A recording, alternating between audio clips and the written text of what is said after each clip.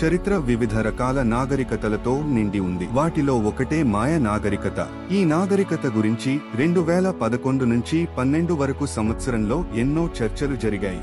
నిజానికి 2012 సంవత్సరంలో ప్రపంచం నాశనం అవుతుందని మాయ నాగరికత క్యాలెండర్లో అంచనా వేశారు. ఇది జరగకపోయినా నేటికి ఈ నాగరికత గురించి చాలా చర్చలు జరుగుతున్నాయి.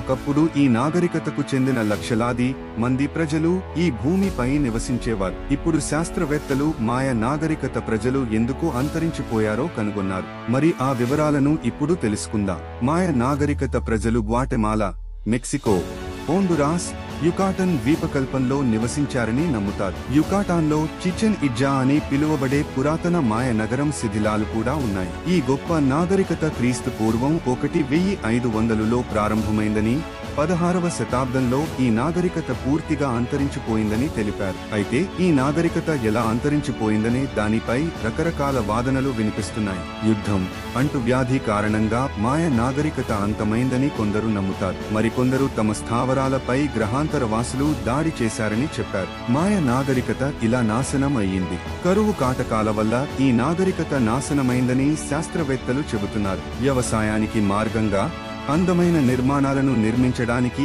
ఇంధనంగా చాలా చెట్లను నరికివేసినట్లు ఒక అధ్యయనంలో తెలిపారు. దీంతో సౌర వికిరణాన్ని గ్రహించే భూమి సామర్థ్యాన్ని తగ్గిస్తుంది. దీని కారణంగా తక్కువ నీరు ఆవిరైపోయింది. ఆ ప్రభావంతో తక్కువ మేఘాలు ఏర్పడతాయి. ఒక శతాబ్దం వ్యవధిలో 5 నుంచి 15 వరకు శాతం తక్కువ వర్షపాతం నమోదయ్యిందని తెలుపుతున్నారు. కొలంబియా యూనివర్సిటీ పరిశోధకులు ప్రచురించిన ఒక అధ్యయనం ప్రకారం తక్కువ వర్షం కారణంగా పంటలు దెబ్బతిన్నాయి. వ్యాపారం కూడా నష్టపోయింది. చివరికి వారికి ఆహారం దొరకక వారి ఉనికి ప్రమాదంలో పడిపోయింది. అలా క్రమంగా ఈ నాగరికత పూర్తిగా అంతరించిపోయిందని చెబుతున్నారు శాస్త్రవేత్తలు.